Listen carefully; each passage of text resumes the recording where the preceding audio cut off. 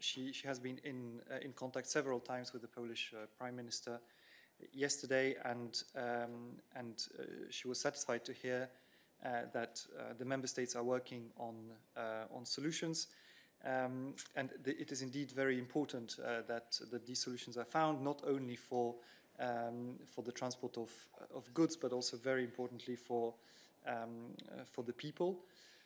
So it is really absolutely necessary that something happens shortly, and the President repeated that she was positive that there would be a movement and positive change over the next few days. As regards your specific question about the guidelines, the guidelines are not specific about the transport with cars or without cars, but they do say that member states must always admit their own citizens and residents and facilitate the transit of other EU citizens and residents that are returning home. So a pretty clear statement there in our guidelines from this perspective. Okay, other question on this issue of internal border management? Yes, David. Thanks, Eric. I just wonder if the Commission at some point could provide us with a list of the member states that have imposed these border restrictions, and also if you could tell us if there's an effort by the Commission to coordinate and also to have some repository of information about the external traveler ban, which member states have imposed it, what the functioning of that is, because as we know from the President's update yesterday, it's up to each individual member state to implement that travel ban now. And then if you could, well, let's stick with the borders for now, I guess. Can I just say we're not talking specifically about a travel ban in the sense that we are limiting entry to essential travel. It is not that full travel to the EU is not authorized. It is that non-essential travel is not authorized. There is a slight, or actually not that slight distinction that I think it is important to make. But we will answer your question. Yes, so regarding internal borders, the current state of play is that we have received notifications from Austria, Hungary, Czechia, Denmark, Poland, Lithuania, Germany, Estonia, Portugal, and Spain, as well as 2 Schengen associated countries, Switzerland and Norway. So right now, these are the member states that have notified us the reintroduction of border controls at internal borders. Regarding your question on whether or not we're going to provide an overview of how the travel restrictions are implemented on the external borders, we are in very close touch with member states to monitor that, and whether we can provide a good overview to the public. This is a point that I think we can reflect on. So please stay tuned. Follow up, David. And just to follow up, Eric, taking your point that the expectation is the member states will now implement the guidelines that were endorsed during the video conference yesterday, has the Commission reached out to those specific member states that have notified and imposed border restrictions internally, expressing an expectation that those will be lifted, asking for any guidance from the capitals on when, in fact, the borders will return to their normal open and free movement? The guidelines that we adopted do not call necessarily for abolition of the internal border controls that have been reintroduced. They describe the way in which we think border measures should be conducted, and they do not exclude reintroduction of border controls if necessary. But to answer your question, we are in very close contact with the member states, and in fact, there is a video conference ongoing right now on the technical level with border authorities. This is our weekly video conference on every Wednesday, which we started, I believe, 3 weeks ago now. And in addition, there will also be a video conference of transport ministers today that will also touch upon issues of transport at borders. So there are very intensive ongoing conversations with the member states on all these issues. I think this is not an issue that you can solve, or that you should try to solve from a legal point of view in the short term. This is about member states understanding that it is in their own interest to cooperate to solve the issues. And indeed, we have seen that certain member states have, on a bilateral basis, but also helped by the guidelines which have been put forward by the Commission, been able to alleviate or solve some of the border issues that we have in the European Union. If we want this to go fast, it's not through an infringement procedure that we're going to solve the issue, it's by working together. And this is what we are hammering day after day to member state authorities in our contacts, okay? We are concerned about the health of citizens. We are concerned about the capacity of our companies, of our manufacturing facilities to operate. They are concerned as well, and therefore they need to cooperate, talk to each other, find solutions in order to make this happen. Obviously, and this is absolutely crucial, taking into account the need to take measures to protect the health of citizens. Nobody is saying that there are no measures that are required to take care of the health of citizens in different countries of the European Union. We need to reconcile those two things because ultimately they are interlinked. And that's what we are working on. Yes, please. Is it on this? We'll stay on border management for the moment, internal border management. Okay. If it's a different issue, then we'll come back. Well, if you have one related to this one, go ahead on that one. We take them. Thank you, Susana Freire, SIC Portugal. I have a question on the limit, well, not the travel ban, as you said, well, the travel ban, whatever, the restrictions, because I would like to understand if you are coordinating with the countries in order to repatriate citizens from different countries. How are you trying to help here? Because, for instance, I got some messages from people in Australia. It was a doctor. She wanted to come to Portugal, and we also know that there are no restrictions for health carers. I would like to understand how are you doing this, since also we see Austria, well, using the mechanism, the civil protection mechanism to do this. Is there a way the Commission can also help? For instance, is there an email, for instance, that citizens can use and reach the European Commission? And also I have a question on economic issues, but I can ask after. Okay, this is a slightly different subject, but indeed there is a link. I'll call Peter to come and provide some information on this.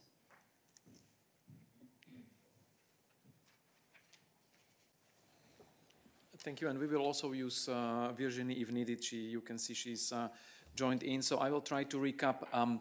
The consular assistance is primarily responsibility and competence of national states. So in principle, the citizen of a national state, if he or she is in need, usually already has the contacts for the national, either foreign ministry or the institution which provides the consular assistance. What we are trying to do on the EU level, the European External Action Service has a unit which is called Consular Coordination, and right now we are helping the member states and the Croatian presidency, because usually it's the country which holds the rotating presidency, is in lead. So we are working in sync and coordinating and cooperating with the member states if consular coordination is needed on the spot in areas where, for example, member states are not represented with their embassies or consular offices. So I can name you a few examples. I mean, I will not answer the specific question about this specific citizen in Australia, but maybe to explain how it works so that there is understanding. So we have this consular coordination, cooperation. EAS is trying to provide the coordinating services, which is then locally done by the EU delegations. At the level of the EU delegations in individual countries, abroad, in third countries, the member states are being coordinated by the EU delegations on consular issues. And just to name you a few examples of what we did, so for example, Morocco, which was mentioned already, The repatriations are ongoing. Originally, a lot of European citizens have been stuck in Morocco with a deadline to leave before Sunday midnight. We managed, also through the personal interaction by the HRVP with the Moroccan counterparts, to extend the deadline until Thursday. So that's one example. Another example, in countries, before you might remember, in China, we were helping in the coordination of repatriation flights from Wuhan already, together with the member states, of course, and with the ERCC.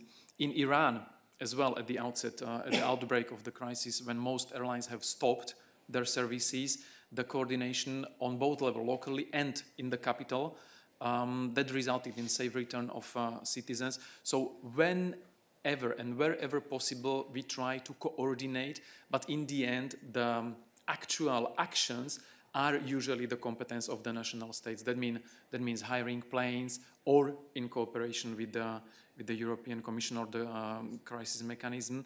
We had cases in Japan and in the USA also. In Sri Lanka, we have a lot of citizens, and there we are trying also to coordinate. A huge part of the coordination from our part is with local authorities, exactly because of these measures, for example, closing airports, suspending flights, closing or imposing travel bans. People might be stuck in between, people incoming, people outgoing. So we try also the outreach with the local authorities and help the member states to solve the situation. In Maldives as well, we have thousands of citizens stuck, and we are trying to do our best also mostly locally and in coordination with member states which are present. But again, to summarize, the address, the phone call or the phone number is the responsibility of the national member state for its citizens mainly. And when the country is not represented on the spot, then there is the principle of the representation by other countries, or we try to coordinate to the best of our capacities. Exactly. So people should contact their national consulate in the country or that of another European country if there isn't one, and we will try to help as best we can. Obviously, all of this depends as well on the capacity to find flights to bring these people back, to Europe. This is not always a given because other countries are also canceling flights to and from Europe or to and from other parts of the world. So from a logistical point of view, it is clearly a major challenge. As you know, we have been co-financing flights organized by member states to carry out repatriations. And we will continue to do so within the limits of our capacity, of our budgetary capacities. But obviously, member states should help each other. And there are member states who have said that they do have capacities that can be used in this context. So we are hopeful that, there will be more and more options made available in order to repatriate European citizens from abroad. Yes, Thomas. Thanks, Eric. I have actually two questions, one on internal and one on external border management. So I start with one on internal border. External, okay. So I'm wondering, the United Kingdom is among the states which have taken the least restrictive measures regarding sanitary confinement in their population. So schools are open, pubs are open, shops are open. Why would they be allowed to travel without restriction inside any other EU country when all the other third members or third states are blocked from that? Thanks. Yeah, so there's a couple of elements to your questions that I will need to take separately. But maybe the most important aspect to keep in mind is that during the transition period, up to the end of the transition period, UK citizens are treated as EU citizens, although they are not technically EU citizens. So they are, the same rules apply to them as to all the other, all the EU citizens. Now, I would just maybe clarify that we are not talking in the current situation about traveling without restrictions around Europe. As you have seen, member states are taking quite a lot of different measures that restrict the ability of people to travel, and our guidelines that we adopted on Monday also refer to health checks at borders and indeed permit restrictions to people's ability to move around. And these would apply equally to UK citizens as well as to EU citizens. So their situation is legally different from other third country nationals. However, this does not mean lack of restrictions altogether. Thomas, follow up. Then I would like to ask the second question, if I may, on internal border controls. The guidelines call for non-discriminate treatment of EU citizens. Now, for instances, at the border between Italy and Austria, Germans are allowed to pass if they have enough fuel in their tank, while all other EU nationals need to present a health certificate in order to pass the border. Does the Commission consider this to be non-discriminate behavior, and does it take an issue with it? To be frank, I am not aware of this particular practice, so I cannot really comment on this specifically. The one sentence that's really relevant from the guidelines that I can maybe refer to is that the guidelines say that member states must not deny entry to EU citizens or third country nationals residing on its territory, and must facilitate transit of other EU citizens and residents that are returning home. So I can surmise that what you're referring to could be potentially a way to indeed facilitate the transit of people returning home. But again, I cannot comment specifically on this measure until I see the detail of that.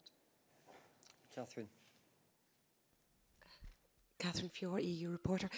Just to be absolutely clear, does this mean that a country couldn't say, I'm not letting country Y come through my country because I don't think their sanitary requirements are good enough?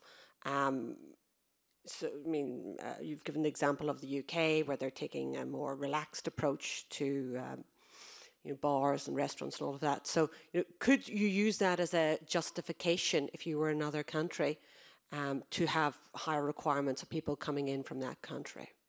I know that's a bit of an if question, which you don't like, but it's a very, very real possibility.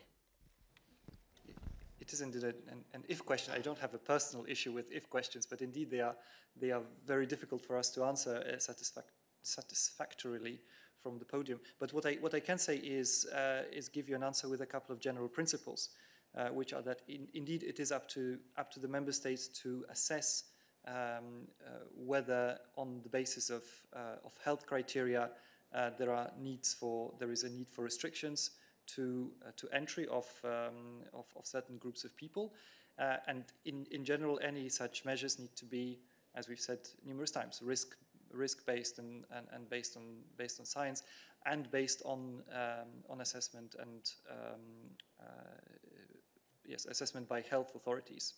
And therefore, I think the measures that you are describing are not, in principle, completely excluded, as long as the general principles that we've also announced in the guidelines are complied with. So that's a yes then? No, that's an answer. That's an answer. Still on this? Yeah. Oui, concernant les frontières extérieures, je n'ai pas très bien compris. Est-ce que les Britanniques et les Suisses aussi, est-ce qu'ils ont répondu s'ils veulent reprendre ces restrictions à la frontière extérieure, oui ou non? Merci. Alors, pour ce qui est des Britanniques, je veux juste me référer très rapidement à ce que dit exactement la présidente hier. Je retrouve juste exactement ces mots. Oui, donc la présidente a dit hier à la conférence de presse après la visioconférence des chefs d'État et de gouvernement que, je vais citer exactement en anglais, elle a dit at the moment being, the UK is not planning on implementing external border restrictions. Donc effectivement, le Royaume-Uni n'a pas l'intention de le faire. Pour ce qui est de la Suisse spécifiquement, je ne peux pas dire exactement quelle est la position de la Suisse là tout de suite. Nous continuons d'être en contact avec les autorités aussi des États associés Schengen et ces discussions sont en cours. Yes. Puisqu'on est sur la Suisse. Oui, en fait, il y a une réunion du gouvernement suisse aujourd'hui. Est-ce que c'est possible pour un État de décider des mesures restrictives sur les frontières externes pour un temps plus long que le mois prévu? Est-ce que vous avez un problème si au lieu d'être un mois, ça va être plus long? Et puis j'avais une question sur la désinformation, donc c'est plutôt pour Peter, je la pose après. Ok. Oui. Donc pour la Suisse, je peux aussi ajouter que la Suisse est invitée aussi à la visioconférence qui a lieu là actuellement parmi les autorités qui s'occupent des frontières dans les États membres et dans les États associés Schengen. Donc il y a aussi des contacts à ce niveau-là. Pour ta question spécifique sur les restrictions aux frontières externes, alors légalement, il s'agit, ce que la Commission a recommandé, ce sont des mesures coordonnées, des mesures nationales coordonnées au niveau européen. Donc légalement, il serait possible pour les États de faire autre chose. Ceci dit, pour la Commission, ce qui est important, c'est d'avoir des mesures coordonnées parce que c'est la meilleure manière de s'assurer que ces mesures seraient efficaces. Et donc, du coup, de notre point de vue, le mieux, c'est effectivement de suivre la recommandation que nous avons faite, ce que aussi les chefs d'État et de gouvernement, ce sur quoi les chefs d'État et de gouvernement se sont mis d'accord également hier. Encore une fois, ce que la Commission a fait, c'est publier une communication avec une proposition de ligne à suivre de manière conjointe par les États membres, en sachant très bien qu'il revient aux États membres de prendre les décisions en ce qui concerne le contrôle aux frontières extérieures dans ce contexte. Toutes les indications que nous avons vont dans le sens d'une compréhension de la part des États membres du fait qu'ils doivent agir de manière coordonnée sur cette question pour que ces mesures soient efficaces. Des contacts sont aussi en cours avec les États associés Schengen pour qu'ils se joignent à ce mouvement. Nous ne sommes pas dans un processus juridique, nous sommes dans un processus politique, un processus dans lequel nous souhaitons obtenir des résultats rapides sur ce front-là comme sur d'autres fronts, en nous basant sur des propositions les plus claires possibles de la Commission, en consultation avec les États membres, et donc sur la base d'une entente globale du fait que chacun doit jouer son rôle. L'Union européenne, ça n'est pas simplement les institutions européennes, un cadre juridique et des États membres qui appliquent. L'Union européenne, et on le voit très très bien dans le contexte actuel, c'est une série d'échelons de responsabilités, les États membres, les institutions européennes, qui doivent travailler ensemble d'une manière concrète, notamment dans les situations de crise, en dépassant le formalisme juridique pour pouvoir être le plus efficace possible. C'est vraiment dans cette logique-là que nous sommes à l'heure actuelle. Alors, Adalbert, on a une question en anglais, so I will switch to English, and this is now again on internal borders. Do member states who close their borders risk legal procedures at a later stage to establish whether their actions have been in line with the Schengen Borders Code? Cette question montre bien que la question du cadre juridique se pose. Ce qui est intéressant dans la question, c'est qu'il est dit, it is said, sorry, I should stick to English, interesting question, and it does say, in my view, very appropriately, the question has already been deleted, in the longer term, at a later stage, voilà, at a later stage. Adalbert, your answer.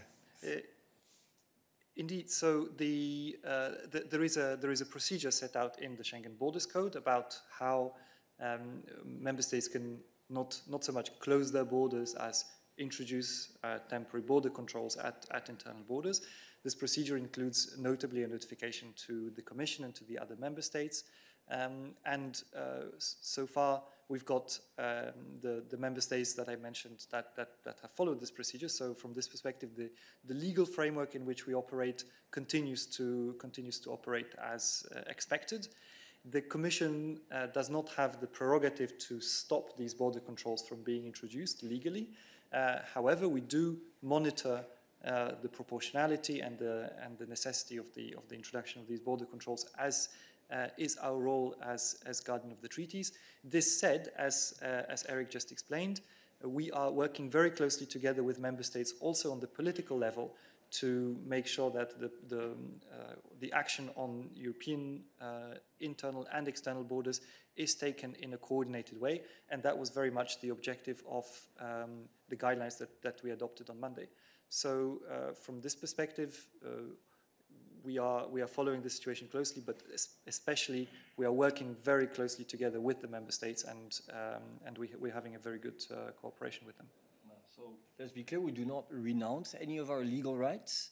We continue to have a legal framework, but in the current situation, in order to obtain rapid results on the ground, political cooperation between member states and with the European institutions is definitely a key requirement. Right, I'll continue with one or two questions